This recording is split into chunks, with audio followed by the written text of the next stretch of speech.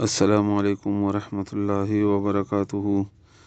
نحمده ونصلي ونسلم على رسوله الكريم محمد وعلى آله وأصحابه أجمعين. أما بعد، فأعوذ بالله السميع العليم من الشيطان الرجيم من همزه ونفخه ونفثه. بسم الله الرحمن الرحيم. رب اشرح لي صدري ويسر لي أمري واحلل عقدة من لساني يفقه قولي. اللهم انفعني بما علمتني وعلمني ما ينفعني وزدني علما. انشاءالله نن به سوره هجر آیت نمبر 21 به وایو. الله تعالی دې وینا کولو کې اسانی الله تعالی مونږ ته او الله تعالی دې مونږ ټولو ته د پوهه شرح صدر او به دې الله تعالی مونږ ته عمل کولو توفیق راکړي. آمین ثم آمین. د الله تعالی د کائناتو د تخلیق او د خپل انعامات ذکر کوي. اول د اسمان ذکر او بیا پرونی آیت کې د زمکه ذکر او چې زمکه الله تعالی فرمایي مونږ وګوروله او په دې کې بیا غرونه واچول او په دې کې بیا مونږ نور زرغونی شیونه را زرغونه کړل، ونی بوټي فصلونه وغیرہ، او هر یو شی په مناسب مقدار باندې الله تعالی راوخجول پیدا کړو. او بیا الله فرمایي چې مونږ تاسو لپاره معاشي زندگی انتظامات کړی دي او بیا هغه خلکو ته هم هغه شیونو ته هم مونږ رزق ورکوو چې تاسو د هغې د رزق ذمہوار نه یئ. اوس الله تعالی مغه د کائناتو خبره چالو ده. الله فرمایي و ام من شیء، او نشته هیڅ یو شی الا مگر عندنا مونږ سره خزائنه د هغه خزانې دي.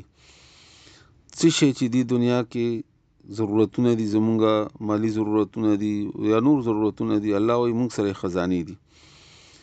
او الله تعالی فرمایي چې وما ننزله مونږ نه نازلو ده الا مگر بقدر په مقدار معلوم سره.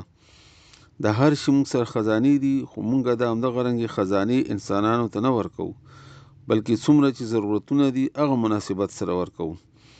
که هغه د رزق تقسیم دی او که هغه نور تقسیمات دي د الله تعالی.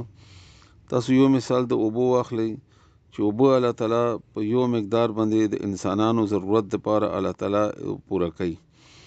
اوبه دي ژمی شي اوبه کمی شي، په نهرونو کې هم کمی شي، او خو همغومره ضرورت هم کم وي. چې بیا وړی شي اوبو ضرورت زیات شي نو بیا اوبه هم زیاتې شي. الله تعالی د واورې په صورت کې په ژمي کې په غرونو باندې راوورئ او بیا په اوړي کې همغه واوره لږه لږه ویلې کېږي او د نهرونو په صورت کې الله تعالی خلکو ته ورکوي. ځمکې لاندې اوبه دي الله تعالی چې څومره ضرورتونه دي. هر کور کې نن سبا مثلا کوی دی، که دا کوی کې اوبه راوخوټېږي نو د خپل کور ولا د اوبه سنبالولی نشي، یا باران مسلسل شروع شي یا نور سیندونه وغیره را ډیر شي نو بیا انسان یې پوره کولی نشي، سنبالولی نشي. همدغه څنګه هر شي خزانې الله تعالی سره دي. او الله تعالی فرمایي مونږه دې باره کې ډېر اوږد تفصیل بیانېدلی شي. الله تعالی دې ماته توفیق راکړي چې زه دومره خبر وکړلی شم چې مونږ تاسو پې پوه شو. مخکې زمانې کې سوارلۍ دپاره اسونه وو، خرونه وو، دا ضرورت وو، په دې باندې ضرورتونه پوره کېدل. الله تعالی هغه کړي وو چې څومره آبادي وه همدومره غنم، جوار، اوربشې وغیره دا به کېدل. آبادي ډېرېږي، ضرورتونه زیاتېږي، نو الله تعالی ورسره زیاتوالی پیدا کوي، ځکه چې الله تعالی کې حکم سره دي، دا خزانې الله سره دي. څه وخت بعد بیا کویله پیدا وشوه، بیا د کویلې ذریعې سره به خلکو ضرورتونه پوره کول. بیا خلکو آبادي ډېره شوه، ضروریات زیات شول، الله تعالی پټرول، ډیزل، ګیس پیدا وکړو. اوس چې څومره خلک ډېرېږي همغومره مناسبت غنم هم ډېر شول، جوار هم ډېر شول، آبادي هم ډېره شوه. مخکې به مونږ زمانې کې چې مونږ د 20-30 سال مخکې وګورئ نو چې کوم جوار به کېدل یا کوم غنم به کېدل په پټو کې، هغه به کلي د قوم کورونو به ایله پوره کېدل. چا به پټي وایي به پوره شول، لږ به یې خرڅ کړل، چې چا به نه و هغه خرڅتونکو به واخیستل. اوس تاسو آبادي وګورئ، د لکونو په حساب نه د کورونو په حساب باندې آبادي زیاتېږي، خو غنم کم نه شول، اوبه کمې نه شوې، جوار کم نه شول، میوې کمې نه شوې. که تاسو بازارونو ته وګورئ یا سټورونو ته وګورئ زیات دي. هغه ضرورت مطابق څومره چې ضرورت دی دومره الله تعالی هغه اسباب پیدا کوي.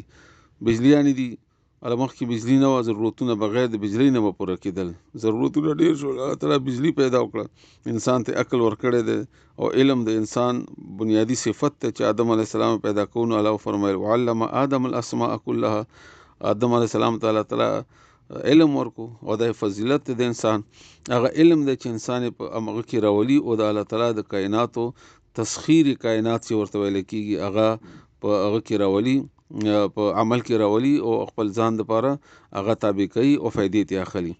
بجلی کمیږي نو سولر سیستم دی، داسې به نور سیستمونه به راشي. اوس نن سبا مونږ چې د واتسپ او د فیسبوک وغیره دي شونو باندې خپل ضرورتونه ګورو، نو یو 15 کاله 10 کاله چې شاته وګورو نو مونږ ذهن کې دا نه راځي چې هغه وخت کې دا واتسپ نه و، د فونونه نه و، مونږ به څه کول، یا اوس دا تصور نه کېږي چې مخکې ځي نور څه به پیدا وشي. بیا ځینې خلک د خانداني منصوبه بندي یو شیطاني صورت ته ده، د دې کوشش کوي چې د دې لپاره چې آبادي زیاته نشي. ولې زیاته نشي؟ وایي بیا به ضرورتونه نه پوره کېږي. نو د 100 کاله مخکې ضرورتونه وو هغه پوره کېدل او 100 کاله بعد هغه آبادي کورونو زیاتو شو بیا هم پوره کېږي، کمی خو رانغلو او الله یې ذمه اخیستله وایي زه یې پوره کومه. وروستني آیات کې هم دغه خبره وه، د آیات کې هم دا خبره وه، څومره یې نازلوم څومره چې ضرورت دی. مخکې خلک مثلا ټوله دنیا 1 ارب نو هغومره ضرورتونه وو، کې به 2 اربه شو نو دغومره ضرورتونه دي الله یې پوره کوي.